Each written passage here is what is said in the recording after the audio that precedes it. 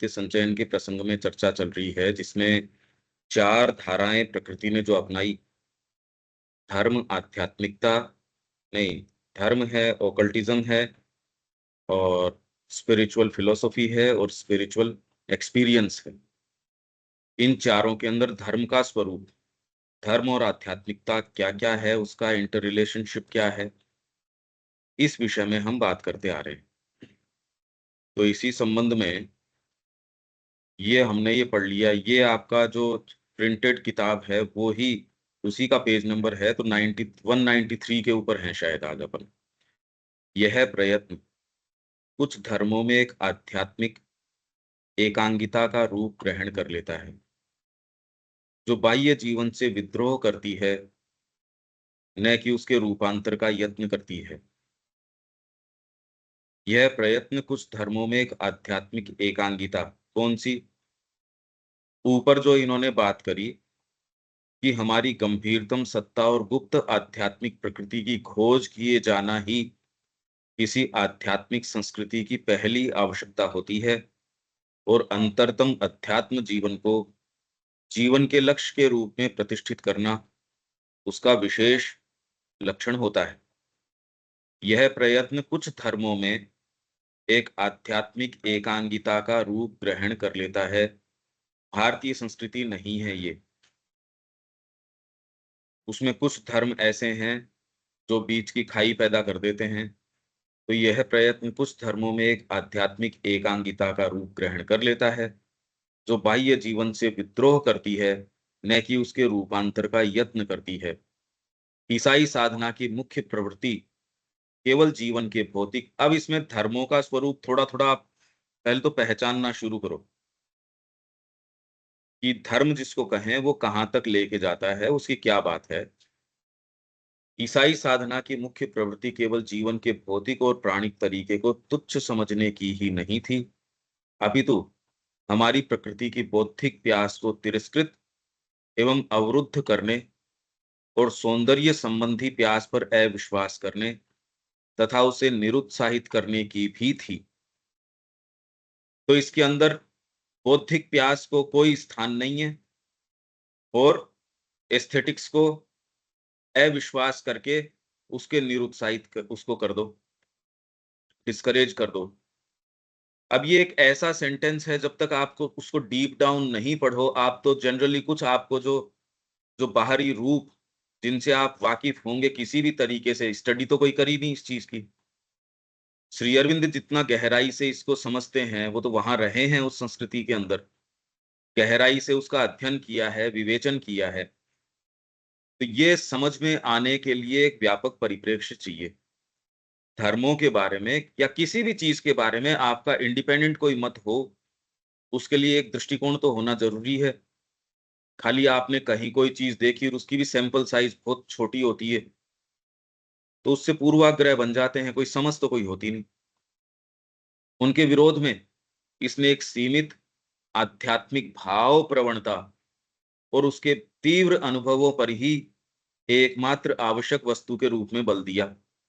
नैतिक भाव की अभिवृद्धि अध्यात्म जीवन की एकमात्र मानसिक आवश्यकता थी, तथा उसे कार्य रूप में परिणत करना ही इसकी एकमात्र अपरिहार्य अवस्था या परिणाम था।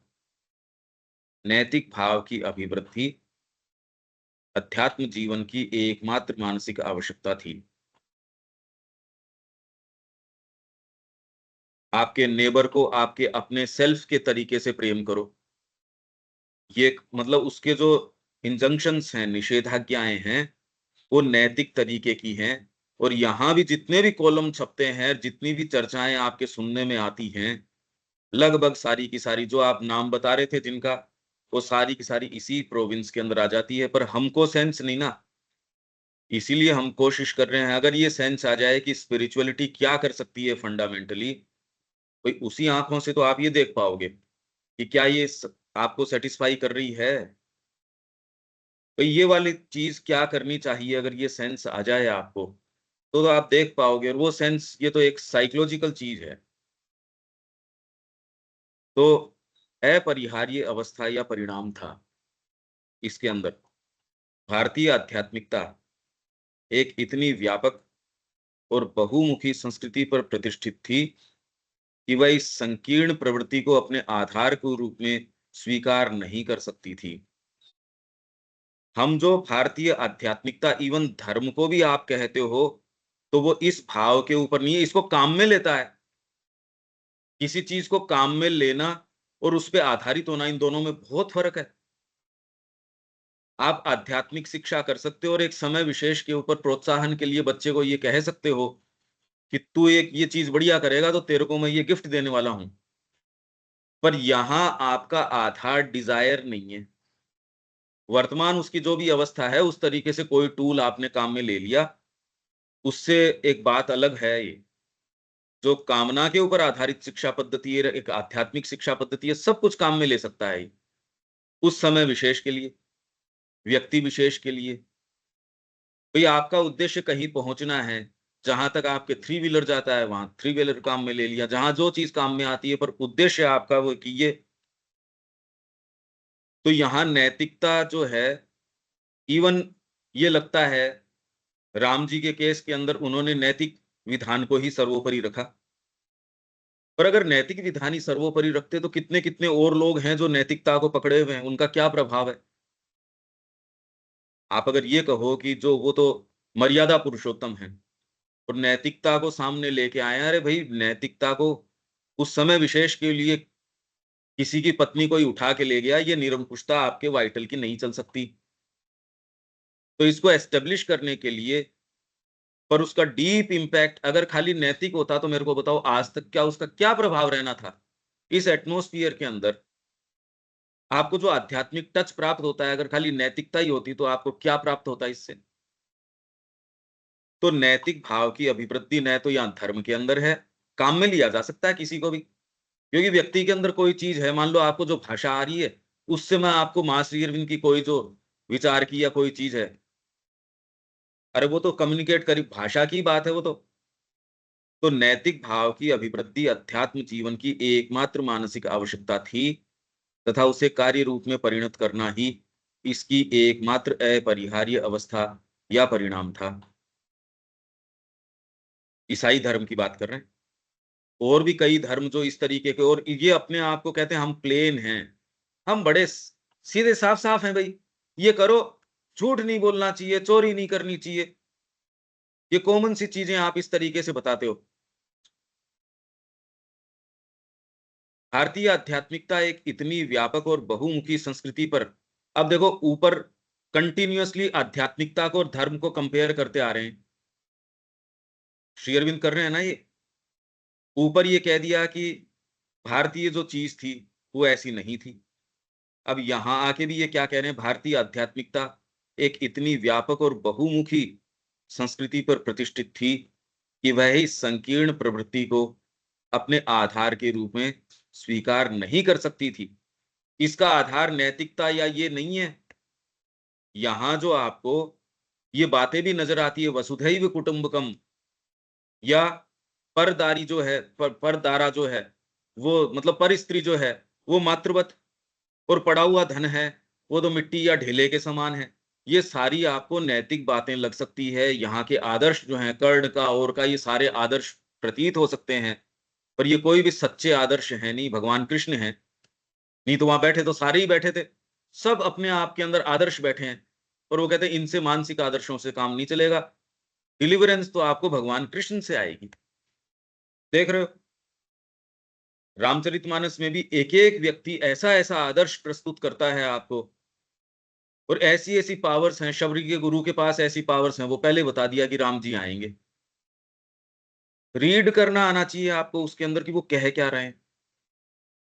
इस संस्कृति का आधार ये नहीं है, और आज सब आप कोशिश भी करोगे इसको डिफाइन करने की, यही प्रॉब्लम आ रही है। आप बार-बार नैतिकता की ओर मुड़ने की, इंक्लिनेशन की ओर होगा। ये करना चाहिए, हमें सबके खिलाफ कुछ ऐसा नहीं करना चाहिए, प्रेम से व्यवहार करना चाहिए, मन में खोट नहीं रखनी चाहिए, ये नहीं। ये सारी बातें हो सकती हैं, ये सारी बातें नहीं हो सकती। पर ये ऐसे शेड्स हैं जो बड़ी क्रूड से शेड्स हैं, आध्यात्मिकता बहुत फाइनर शेड्स के अंदर जाती है, जो इन शेड्स में नहीं आती। ये चीज़ कम्युनिकेट नहीं की जा सकती। यूं तो गायक बहुत अच्छे हो सकते हैं, पर एक सच्चा म्यूजिशियन है, संगीतकार जो है, उसमें और बड़ा सुंदर आपको गला लग रहा है, जैसे ये फ़िल्मी संगीत कर रहे हैं, उसमें। अब ये तो कोई तुलना का विषय ही नहीं है, ये कोई तुलना थोड़ी है। अगर एक फ़ील्ड की भी आप बात करो गायन की, क्या तुलना है इसके अंदर? तानसेन कह रहा है जी मेरी और मेरे गुरुजी की क्या तुलना है? इतना तो उसको है जबकि वो तो आप कह रहे हो कितना ऊँचा संगीतकार है। कौन-सा तत्व है वो जो? इसको अगर आप टच नहीं करते, तो एक्चुअल में तो जब तक आप व्यक्तिगत रूप से इसका प्रयास नहीं करते, ये कुछ नहीं समझ में आता। तो आप दूसरे जो आजकल ये प्रचलित आश्रम है, उनमें जाते हो कि बहुत अच्छी व्यवस्था है। कोई किसी के साथ ये नहीं करता, डेफ़िनिटली रिलीफ़ आ जाती है क्योंकि मनुष्य इतना नीचे जा चुका है, उसको कुछ भी आप करो ना तो उसको लगता है अरे ये ही कम से कम बहुत ठीक है। तो इतनी व्यापक और बहुमुखी संस्कृति पर प्रतिष्ठित थी कि वह इस संकीर्ण प्रवृत्ति को अपने आधार के रूप में स्वीकार नहीं कर सकती थी। नैतिकता के आधार पे ही कहाँ, अनैतिक नहीं हो गई इससे ये। गुरु के प्रति इतनी आज्ञाकारिता और कोई दूसरी संस्कृति में आप देखते नहीं। पति के प्रति आज्ञाकारिता की आपको लगती है ये तो बात ही गलत है, रीति ही गलत है। आपको ये कुरीति लगने लगती है। तो आपके जो समाज सुधारक आते हैं, वो केवल पश्चिम की मानसिकता से आते हैं, उनका कोई आध्यात्मिकता से संबंध नहीं है। इसलिए वो बिल्कुल बेकार हैं, उन्होंने जो काम किया, वो तो एकदम बेकार था। अब आपको बताए कौन? ये बात तो अगर विवेकानंद जी की पढ़ो तो समझ में आए। कुछ नहीं समझ में आता आपको वो जो नैतिक सुधारक जो आए यहाँ, जो आपको पढ़ाया जाता है कि पहले कुरीतियाँ थी, इससे उन्होंने मुक्ति दिलाई। तो इसलिए श्री अरविंद ने कहा कि विधवाओं का विवाह हो या वो कुँवारी रह जाएँ, इससे कोई देश का उत्थान कोई विशेष फ़र्क नहीं पड़ता। माँ हमसे क्या माँग करती हैं, उसमें यही है, शैक्षणिक आपके ये हो या ये हो, यही बात सेम विवेकानंद जी कह रहे हैं। तो आपके जितने भी सुधारक आए, उनको कहाँ किस बास्केट में फेंकना चाहिए, रद्दी की टोकरी के अंदर। हमारे लिए जो इतनी अरे! कैसी बातें कर रहे हो आप तो। क्योंकि आप एक छोटे से उसी दायरे के अंदर हो। अब इससे कोई आध्यात्मिकता आपसे प्रभावित हो ये ज़रूरी नहीं है ना। हमारे तरीके से फ्रेम नहीं होगी, हमको व्यापक बनना पड़ेगा। सोचिए अगर वो आपकी डिमांड्स को कैटर करना शुरू कर दे, अपने ही टर्म्स पे रिड्यूस डाउन हो जाएगी वो तो, अपने स्तर पे हो जाएगी वो। ये बढ़िया है या हम इसके अंदर ग्रो करें, ज़िंदगी भर ग्रो करते रहें, इसका तो कोई अंत आना नहीं। एक तो ये और एक अगर आपको कह दिया जाए कि आध्यात्मिकता क्या?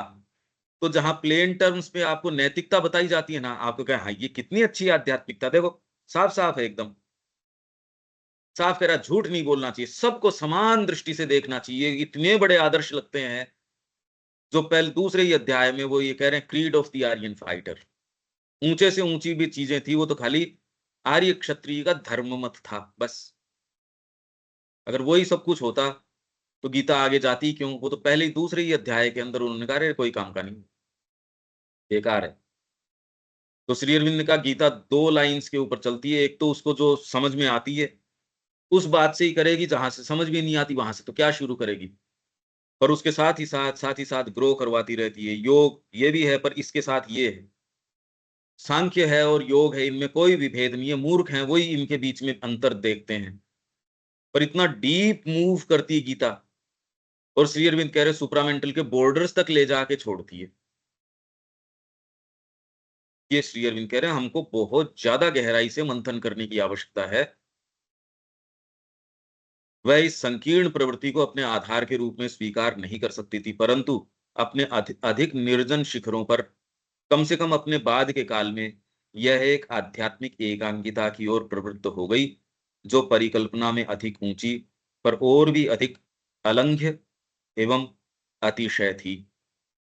बाद के काल के अंदर जब धीरे धीरे जीवन इतना ज्यादा दूसरी ओर लुढ़क गया, तो उसको बैलेंस करने के लिए उसको एक्सट्रीम्स के ऊपर जाना पड़ा।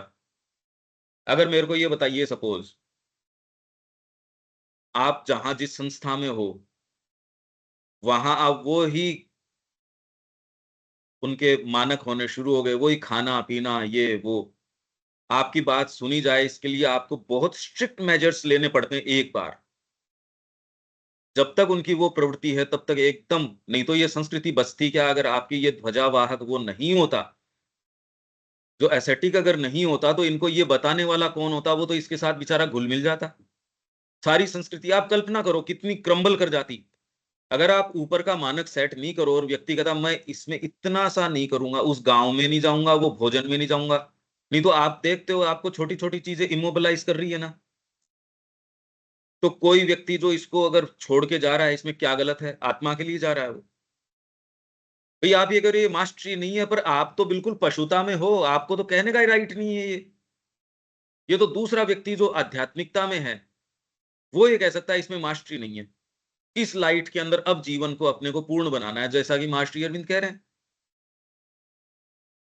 पर ये व्यक्ति तो इसमें है ही नहीं। अरे पश्चिम हमको नैतिकता के पाठ पढ़ाए, यहां से सब कुछ लूट के ले गया। पश्चिम को तो राइट ही नहीं है आपको नैतिकता के पाठ पढ़ाने के। आप अगर चुप रहो, एकमात्र जो चीज अगर डिसेंट आप कर सकते हो तो वो है चुप। पश्चिम आपको क्या नैतिकता के पाठ पढ़ाएगा?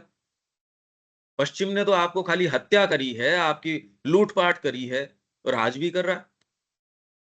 और अब ये ओपनली कह रहे हैं सारे लोग उनको जाके, इसलिए वो नहीं कह पा रहे। अब तो उनकी संसद में जा जाके कह रहे हैं, उनकी हिम्मत थोड़ी हो रही है कहने की।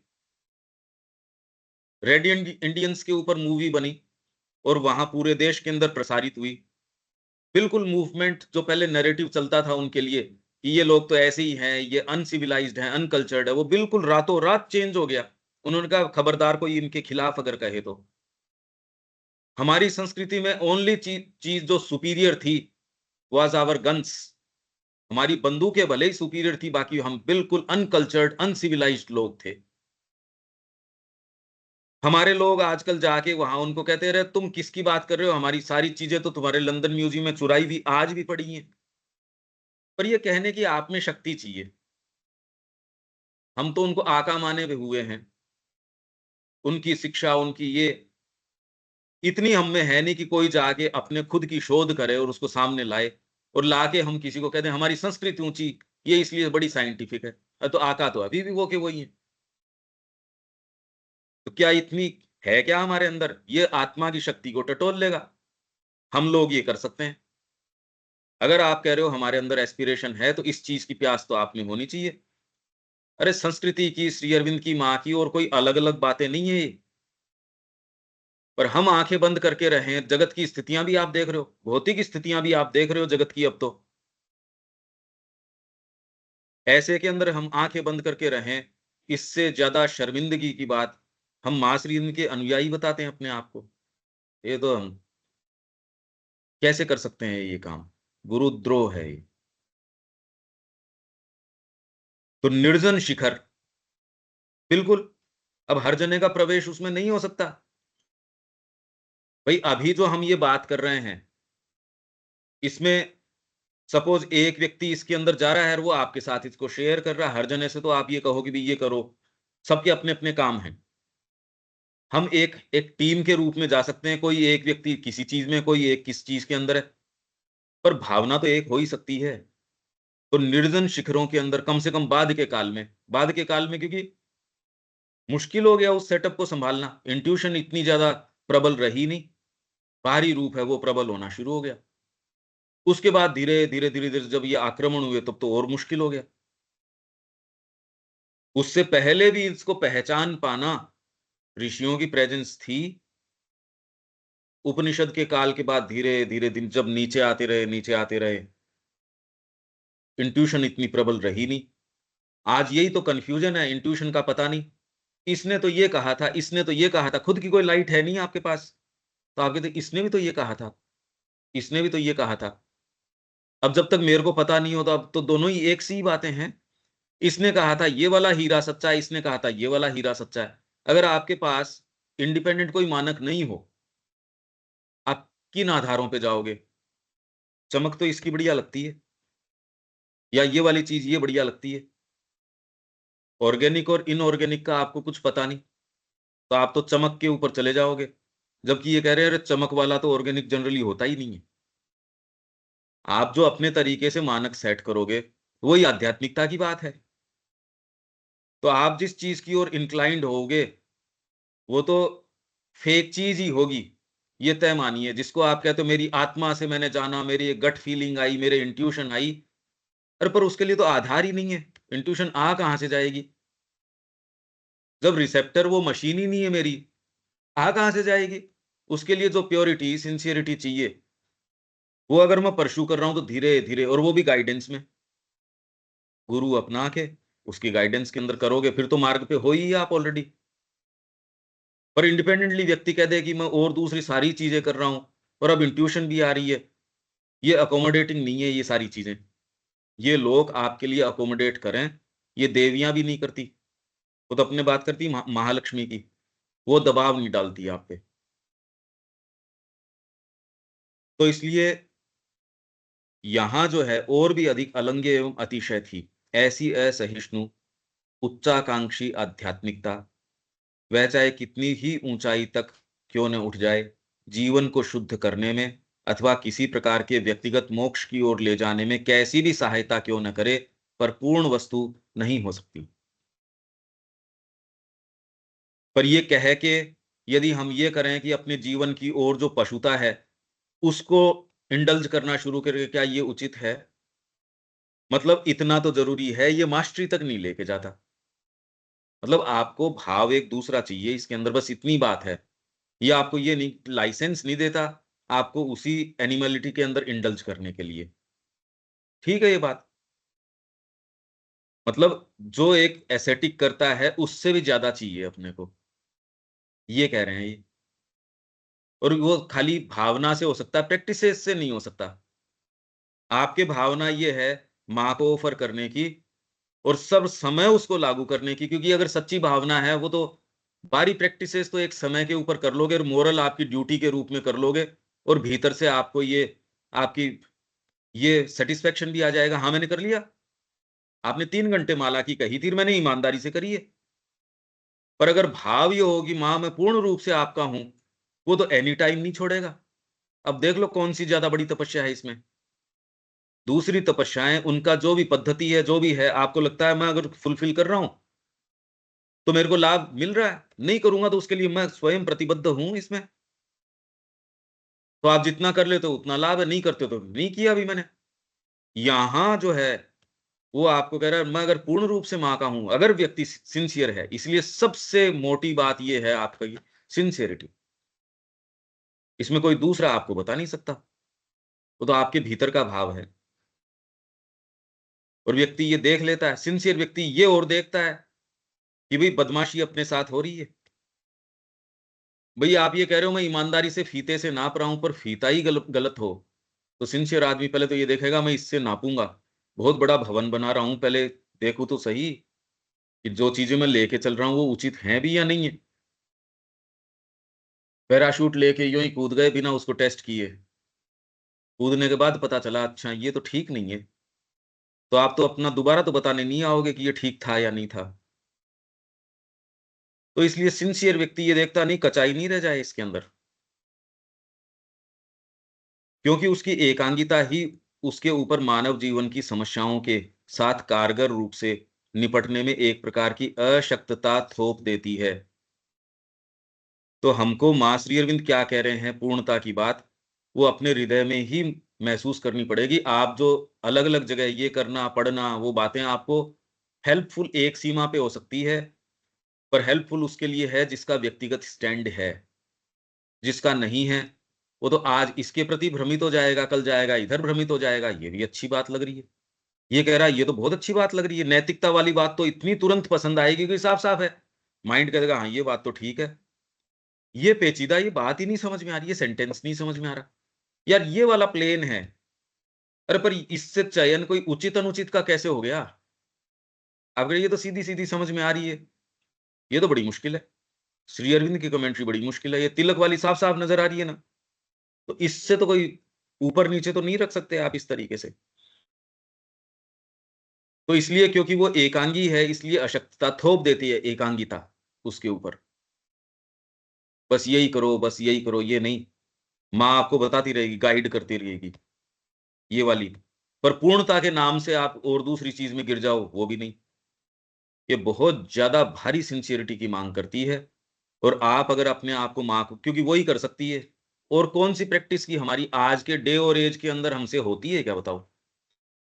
चारों तरफ जिस तरीके का माहौल है, इसमें तो जो तपस्या की मांग करी जा रही है, जो ascetic करते हैं वही पूरी नहीं कर पाते, हम कहाँ से करेंगे? इससे नहीं होगी, वो हमसे मांग करी भी नहीं जा रही उसकी। आप तो ये है कि अपने आप को पूरी तरीके से दे दो, वो अपने आप बता देंगी। वह उसे उसकी सर्वांगीण पूर्णता की ओर नहीं ले जा सकती, न उसकी उच्चतम ऊंचाइयों को उसकी विशालतम विशालता के साथ मिला ही सकती है। ये विशेषता है श्री अरविंद की। आप कहीं कितना भी लिटरेचर पढ़ लो, ये वाली लाइन ही नहीं आ सकती कि वो एकांगिता में लेके जाती है। आपने कितने पुराण, कितने ये सारी चीजें पढ़ी होंगी, वो तो अपनी भाषा में तो कहते हैं, पर ये जो और जितनी कमेंट्री कुछ भी पढ़ लो आप भारतीय संस्कृति की, ये विशेषता तो आ ही नहीं सकती कि भाई श्री अरविंद ने क्या विशेषता बताई है। नया गठन किया है तो क्यों नहीं, तो और कोई कहता तो सही इस बात को। एक अधिक विस्तृत आध्यात्मिक संस्कृति को यह स्वीकार करना ही होगा कि केवल आत्मा केवल उच्चतम और अंतरतम वस्तु ही नहीं है, अपितु सब कुछ आत्मा की ही अभिव्यक्ति और सृष्टि है। उसका दृष्टिकोण अधिक विस्तृत होना चाहिए, उसकी प्रयोजनीयता का क्षेत्र अधिक सर्वसमावेशी होना चाहिए, और यहाँ तक कि उसके पुरुषार्थ का लक्ष्य, पुरुषार्थ मतलब एफर्ट, अधिक अभिप्साशील और उच्चाकांक्षी होना चाहिए। ये काम आध्यात्मिकता, अगर सच्ची आध्यात्मिकता है तो वो करती है, जीवन को अपने हाथ में ले लेती है और उसको दिव्य बना देती है। पर जिस रूप में हम उसको इंडल्जेंस के रूप में सोचते हैं, वैसे नहीं। भोजन को आसक्ति के रूप में करना, और भोजन इसलिए स्ट्रिक्टली करना कि माँ का यंत्र है। खाली विचार करके देखो इसके क्या मायने निकलेंगे। आध्यात्मिकता इस सारे को यंत्र रूप से मानता है, ये मानते हुए कि मैं स्वयं हूं, और ये खाली एक मीन्स है कि मैं अपने आप को पूर्ण रूप से जो मैं हूं वो बन जाऊं और यहां अभिव्यक्त करूं। धर्म ये बातें नहीं कहता। धर्म तो समाउ उससे आपकी भावना को ले लेगा। आप जिस भी स्थान के ऊपर हो, भाव प्रधान हो तो उस तरीके से ले चलेगा, कर्म प्रधान हो तो वैसे ले चलेगा, ज्ञान प्रधान हो तो वैसे ले चलेगा। जिसकी भी, पर अगर आप वास्तव में उसको फॉलो करते हो तो ज्ञान है वो भक्ति लेके आएगा, भक्ति है वो और ज्यादा ज्ञान लेके आएगा और कर्म लेके आएगा, और ये सच्ची आध्यात्मिकता की ओर मूव करवाएगा, ये यहां नहीं रुकेगा। पर लगभग लोग ये नहीं करते, लगभग नहीं करते क्योंकि इसके लिए तैयार नहीं है, इन्फेंट्स हैं वो अभी। और जो कन्वीनियंस वाले लोग हैं, वो कुछ भी नहीं करते, वो धर्म की स्ट्रिक्टनेस है उसको भी फॉलो नहीं करते, आध्यात्मिकता के नाम से इंडल्जेंस करते हैं भोजन के अंदर, परिवार के अंदर, इसके अंदर, उसके अंदर, खाली घोर रूप से इंडल्जेंस ही इंडल्जेंस केवल। तो हम किसी लायक नहीं है।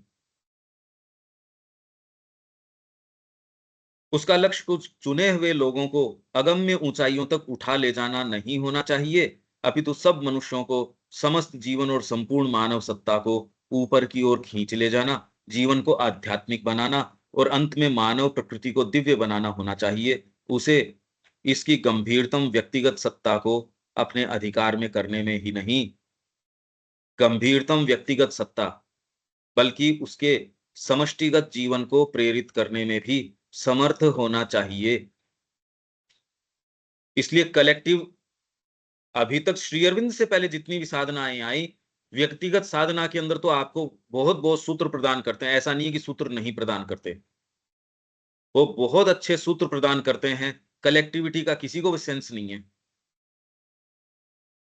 अब देख लो कोई भी आध्यात्मिकता कलेक्टिविटी की, वो तो कह रहे हैं हमको क्या मतलब इस चीज से, राजनीति से हमारा क्या मतलब। या अगर वो कहेंगे तो ठीक है, इसके अंदर आप भगवान का भजन करो, ये करो। जो श्री अरविंद जिस तरीके से आपके मानव चक्र के अंदर और के अंदर जो वास्ट उनके जो ये चीज थी, विश्व युद्ध के अंदर किसके साथ क्या करना है, संस्कृति के बारे में ये जो व्यापक आपको दे रहे हैं इस पुस्तक के अंदर, ग्रीक कल्चर के अंदर रचा बसा व्यक्ति भी ये उस आपको वो चीज नहीं दे सकता जो श्री अरविंद एक पैराग्राफ में दे रहे हैं।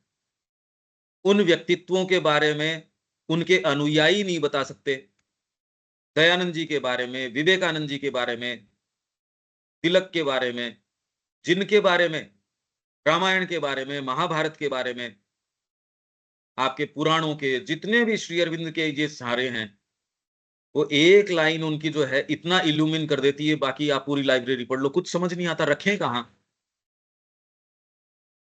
भी हो सकता है आप प्रेजुडिस्ड हो, हम साहब श्री अरविंद के अनुयायी हैं इसलिए प्रेजुडिस्ड हैं। अरे पर पूरा जगत अब धीरे-धीरे रिकॉग्नाइज़ कर रहा है, क्योंकि सबको चाहिए कि मैं देखूँ किस दृष्टिकोण से, और उस दृष्टिकोण से मैं जब चीज़ों को और को भी लाऊँ तो इस एन्सेम्बल में कहीं कोई कर्कशता नहीं आए। जैसे भारतीय आयुर्वेद, कोई भी चीज़ उसमें लिया हो, उसमें कहीं कोई दिक्कत नहीं है, ऐज़ इफ सारी चीज़ ऑलरेडी है। वेद, कोई चीज़ लाओ जैसे ऐज़ इफ सारी चीज़ है उसमें। श्री अरविंद की पद्धति, कोई चीज़ आप उसके अंदर को कोई ये नहीं कि इसमें डिस्कॉर्डेंस आ जाएगी। और कोई भी धर्म है वो स्वीकार नहीं करते। उनमें कोई थोड़ी-सी नई चीज़ लिया होगे, वो कहते हैं हम तो नहीं स्वीकार करते इसको। ये ऐसे चिंतन है, अब आप लोग नहीं करते, अब इसका तो देखो अब क्या करें? श्री अरविंद ने सारी चीज़ दी है। हमको इन तरीकों से काम करना चाहिए, और ये इसके ऊपर ही हम कर रहे हैं। रिसर्जेंट इसी बोल के हमने ये किया। ये आप तो अब देख रहे हो हमारे जो लेख हैं अभी, उनको हम कोशिश कर रहे हैं कंपाइल करके सब्जेक्ट वाइज़, और सारों को प्रोवाइड कर देंगे। पॉलिटिक्स के ऊपर ये पर्सपेक्टिव है, हेल्थ के ऊपर ये है, और गंभीरता से आना चाहिए। जीवन के हर मुद्दे के ऊपर कि इसके पीछे गहराई से जाएँ। हमको एक सेंस आना चाहिए, और डीपर व्यक्ति ही सच्चा सेंस डेवलप कर सकता है, दूसरा कर भी नहीं सकता। और इसमें माँ श्री अरविंद का कार्य भी इसी, अरे डिविनाइज़ करोगे तो पहले तो आपको गुत्थी तो समझनी पड़ेगी वो। आप कहते हो हम तो नहीं समझते इसको। सेक्युलरिज़्म क्या है? ये जो इतना बवाल मच रहा है सेक्युलरिज़्म, फिर ये नहीं, ये तो कम्युनल है, ये सेक्युलर है। मानक क्या है इसके? तो कहो ये आया कहाँ से ये शब्द? भारत वास्तव में क्या है? तो ये सारी समस्याओं के ऊपर एक तटस्थ दृष्टिकोण तब हो सकता है जब आप डीपर स्टेशन्ड हो। नहीं तो आप किसी न किसी खेमे को या किसी विचारधारा को बिलॉन्ग करोगे। और मेरे को बताओ आप इसके अलावा कर क्या सकते हो? बहुत ज़्यादा व्यापक भी बनने की कोशिश कर सकते हो आप, पर रहोगे तो माइंड के ही स्तर के ऊपर। अंतरात्मा के स्तर के ऊपर जाके आप पूरी श्रृंखला को देख सकते हो, भौतिक से लेके, और उसके प्रति आपका कोई रुझान या वो वाली बात नहीं है। अंतरात्मा ही सब चीज़ों को उचित स्थान के ऊपर जैसे एक माँ अपने हर बच्चे के साथ उचित, क्योंकि प्रेम करती है वो। पूर्वाग्रह नहीं है उसका किसी के इसके प्रति मेरा ये इसके ना। तो अंतरात्मा की शक्ति ही आपको जगत की समस्याएँ कहाँ हैं, कितनी हैं, पहले तो उनके प्रति ओपन करती है, और आपकी आवाज़ में कन्विक्शन होगा तो सुनी जाएगी। ये लोग कह रहे हैं हम उनको सरल भाषा में कैसे बताएँ? अरे तेरे को कन्विक्शन ही नहीं है, सरल और मुश्किल की बात क्या है? बात सरल और मुश्किल की थोड़ी है। आपकी आत्मा में कन्विक्शन तो है क्या उसके प्रति? वो टटोल लो। फिर विवेकानंद जी कह रहे हैं अगर कंदरा में भी जाके अगर बंद हो जाते हो, तो उसको भी फाड़ के आपके जो जो विकिरण है आपके अंदर से, वो जगत के अंदर शताब्दियों तक, और तब तक जब तक आवश्यकता होगी, शताब्दी यानी सहस्राब्दियों तक, युगों तक आवश्यक है। श्री अरविंद और माँ का प्रभाव कोई शताब्दियों तक ही थोड़ी रहेगा। शताब्दी तक तो इनके समझ में आ जाए तो बड़ी बात है। श्री अरविंद के लेख जो 100-100 साल पहले लिखे गए थे, शताब्दी तो ऑलरेडी हो चुकी।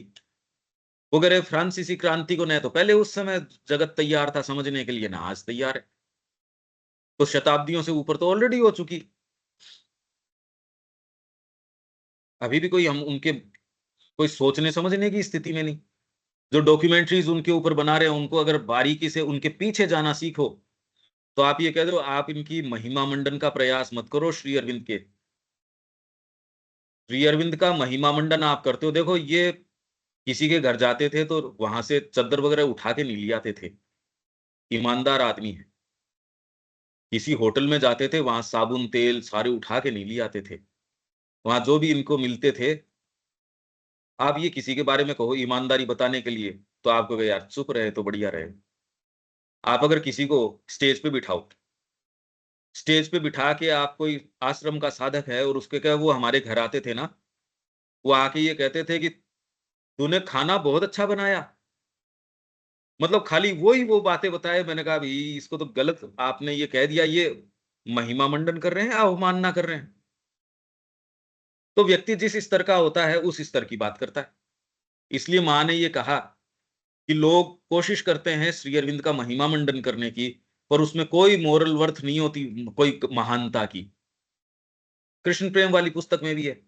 एक बहुत बड़ी बात है कि महान, आप एक बार देखो ये व्यक्ति महान, आप क्या करोगे उसमें? क्या कहोगे? महानता मतलब, अरे इसने परिवार छोड़ दिया, इसने सारी चीज छोड़ दी उसके लिए। बात तो वहीं की वहीं आएगी आपके। आप कुछ कुछ भी कह लो, आपके ही मानक आएंगे इसके अंदर। वो वहां गया अपने भाई से चोरी करके, मतलब उसने सच बोल दिया, मतलब उस वो डरा नहीं कि इससे मेरे को जेल हो जाएगी। आप कुछ भी कहोगे वो आएगा ये ही। कोशिश करो ना अपने अलग मोमेंट्स के ऊपर। इसलिए आध्यात्मिकता क्या वायुमंडल है, उसमें सांस कैसे ली जाती है, अरे भाई लिखो, इसके पॉइंट्स बनाओ, पता चल जाएगा। आपके टेस्ट वही, प्रेफरेंसेस वही, अरे नहीं प्लान बी तो रखना ही चाहिए। ये व्यक्ति कहता है प्लान बी कौन सा है, चुन चुन के पहले उसको मारो, ये तो मेरे को चाहिए ही नहीं। रमन महर्षि बैठे उसके अंदर की, उनके हाथ में एक वो आना के नीचे फेंक दिया, मेरे को किस लिए चाहिए। प्लान भी हटा देते हो, मैं तो पूर्ण रूप से माँ का हूं, जैसे माँ चाहे वैसे। मेरा धन है वो सारा माँ का, मेरी शक्ति, मेरी सामर्थ्य सब माँ की, निश्शेष रूप से माँ की। जितना पता चल जाए उतना तो है, और पता चल जाएगा और इनको ही समर्पित करेंगे। तो ये एक ऐसा वायुमंडल है, इसका हमको सेंस नहीं है। इसका पता तो आप करके देख लो ना, लिख के देख लो, पॉइंट्स बनाओ। उसे एक आध्यात्मिक परिवर्तन के द्वारा इसके सभी अज्ञान में हिस्सों को ज्ञान में हिस्सों में परिणत कर देना चाहिए। मानव जीवन के सभी साधनों को उसे दिव्य जीवन के साधनों में परिणत कर देना चाहिए। भारतीय आध्यात्मिकता की संपूर्ण गति इस लक्ष्य की ओर है। ये है आध्यात्मिकता इंडिया की। सारे हिस्सों को डिविनाइज कर, दिव्य जीवन के साधन में परिणत। दिव्य जीवन की बात तो यही कर रहे हैं, और कोई सा ही धर्म आपकी ये बात नहीं कर रहा है। और ये भी श्री अरविंद की विशेषता है। और कोई लिटरेचर पढ़ लो आप, कोई भी, वो तो कह रहा है मन के ऊपर कंट्रोल करो और इसको पिंड छुटाओ इससे,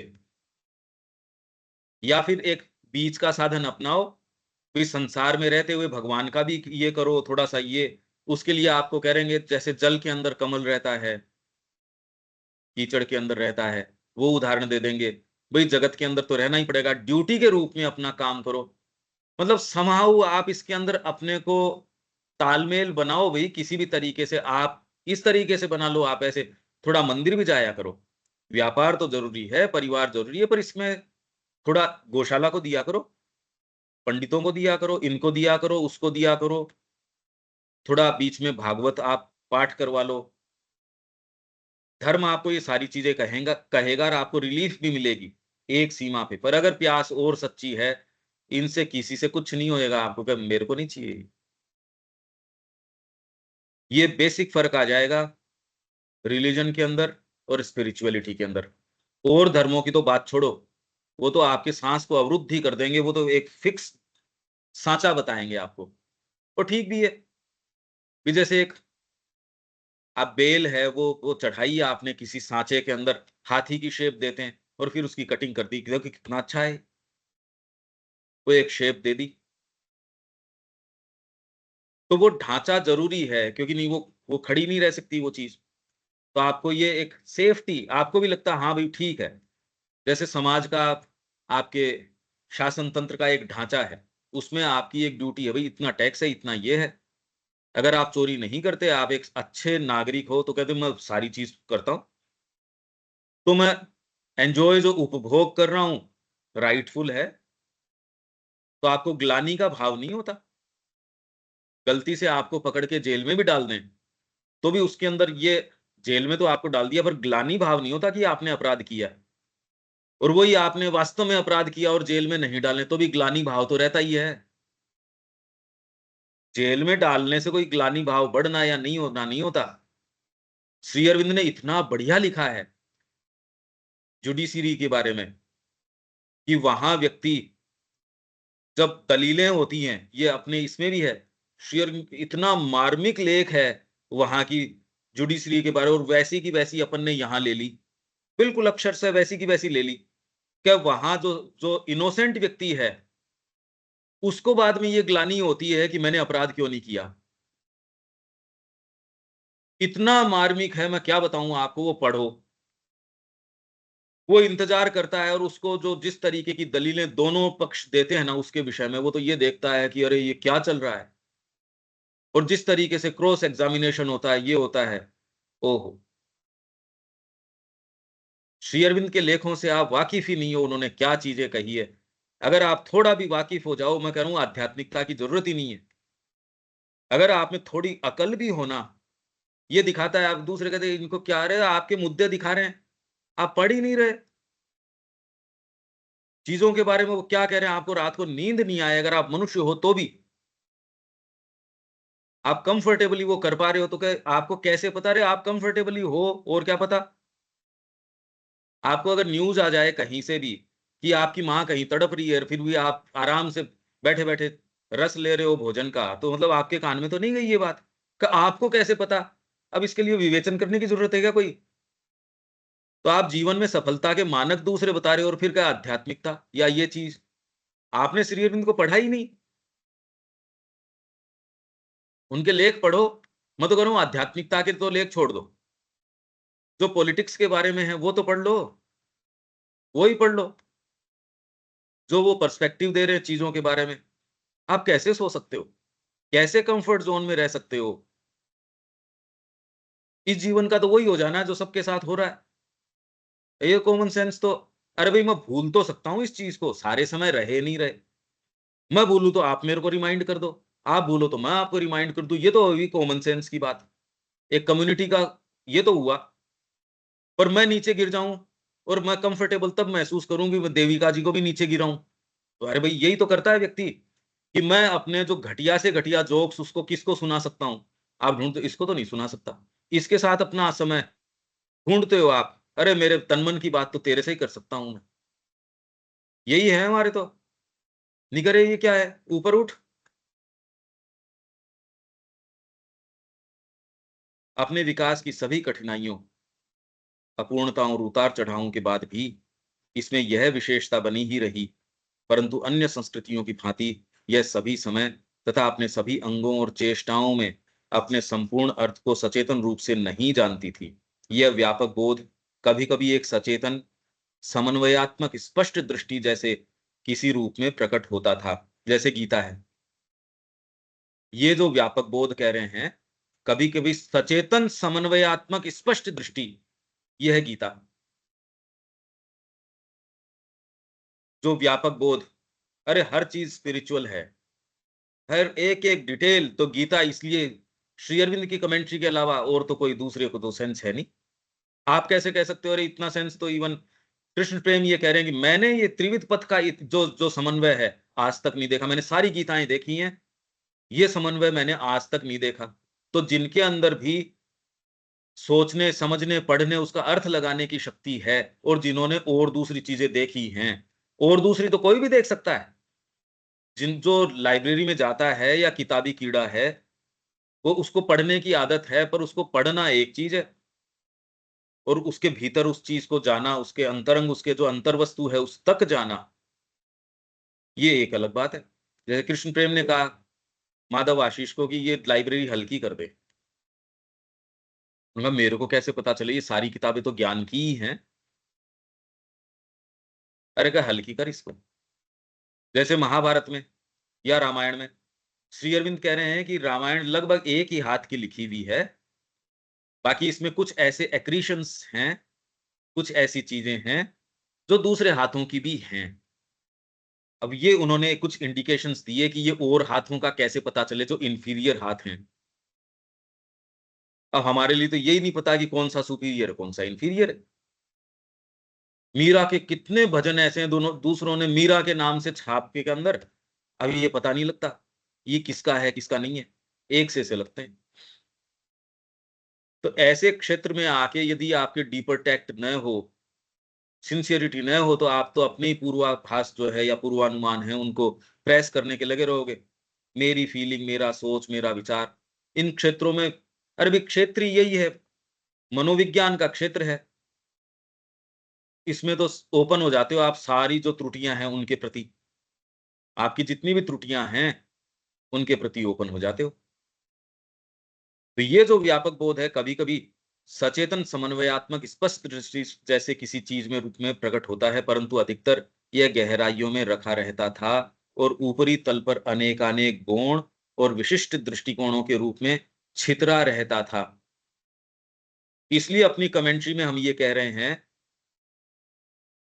जो अपनी कमेंट्री है उसमें कि जो ये व्यवस्थाएं ऋषियों ने डेवलप करी वर्ण व्यवस्था की और की, सोच समझ के करी हो ये जरूरी नहीं है,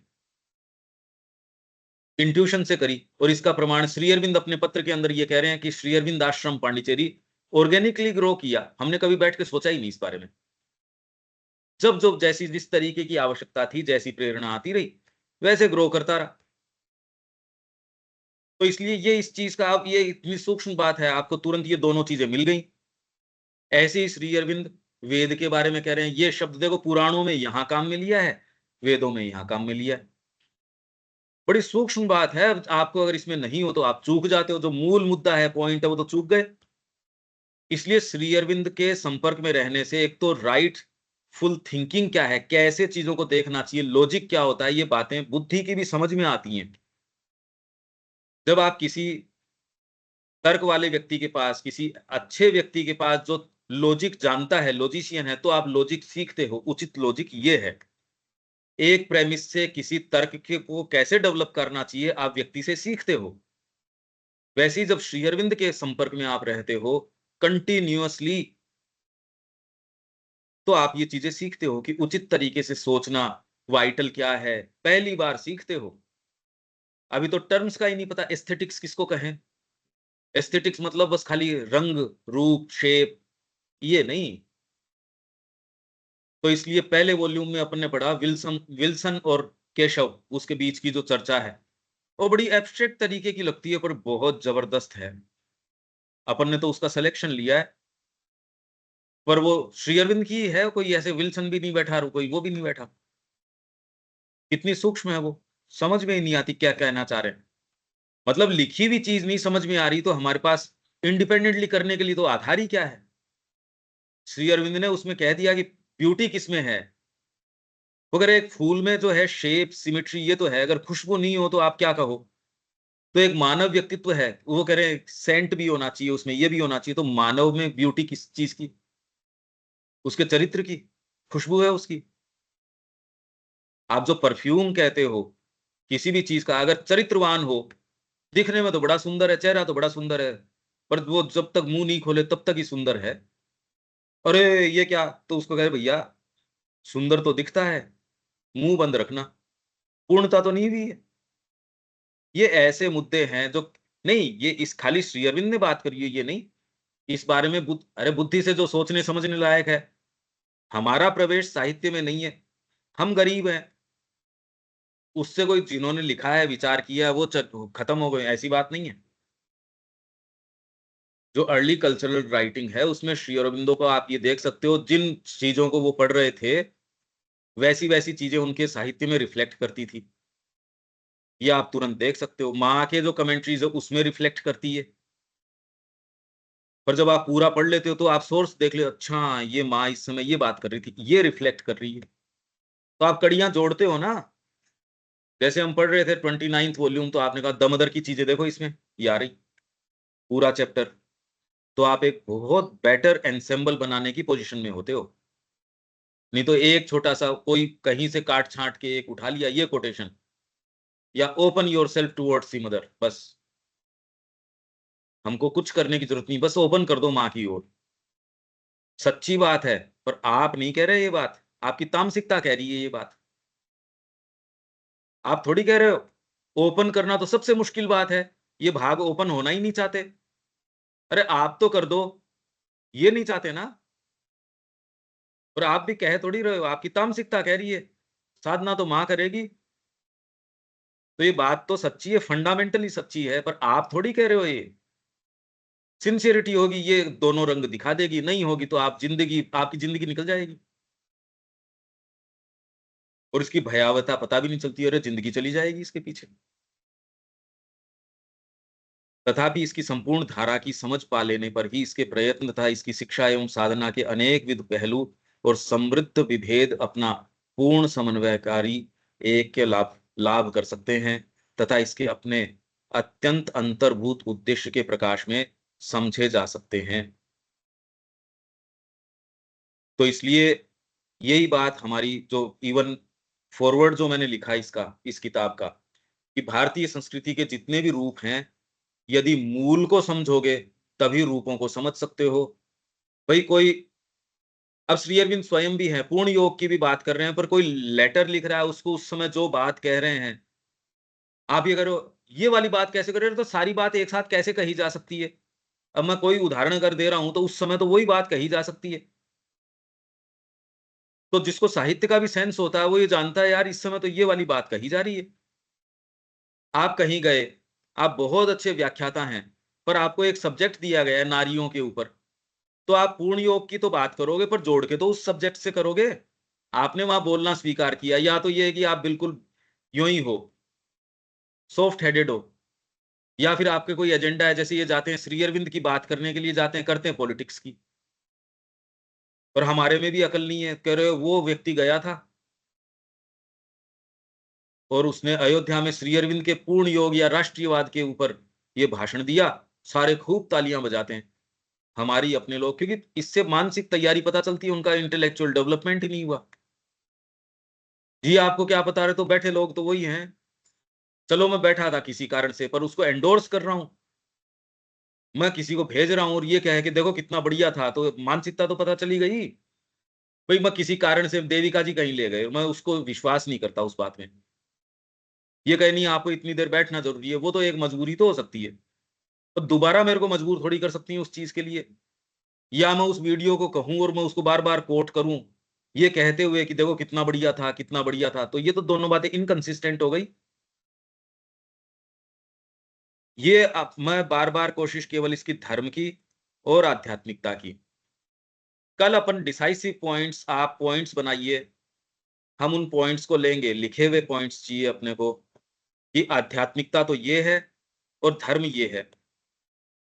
उन पॉइंट्स को अपन टैली करेंगे, ये वाली ये चीज है।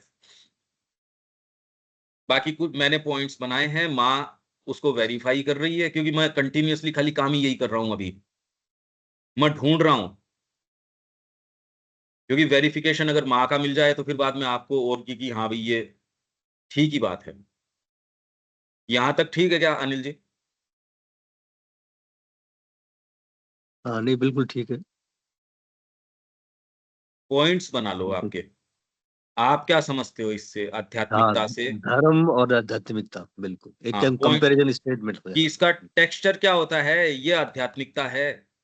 इसके लिए तो बहुत ज्यादा गहराई में जाना पड़ेगा कि वो वातावरण क्या है, क्योंकि इन्होंने कह दिया नैतिकता, ये नैतिकता तो आधार नहीं है भारत की आध्यात्मिकता का, पूरी का ही। तो अनैतिक भी नहीं है, सुप्रा रैशनल है, इंफ्रा रैशनल नहीं है। तो श्री अरविंद के चैप्टर्स है सुप्रा रैशनल ब्यूटी, सुप्रा रैशनल ये, इंफ्रा रैशनल पे नहीं जाते। पर हम तो रैशनल पे ही नहीं है, सुप्रा पे तो कब जाएं, हम तो इंफ्रा पे हैं। प्रॉब्लम ये चल रही है, प्रॉब्लम अभी सारी ये चल रही है, हाँ, इंफ्रा पे बरतना वाले हैं जी। गैप बहुत है सर, वही वही इशू हुई, मतलब पकड़ नहीं पा रहे क्योंकि गैप है उसमें, चीजों में कल समझने हम में। ये सारी चर्चा के बाद एक्चुअल पॉइंट्स के ऊपर आएंगे, बिल्कुल। और एक आध दिन इसमें जो भी लगे, इसमें लगा के फिर बाद में आगे चलेंगे। ठीक बात। ठीक है, तो यहां विराम दें। जी।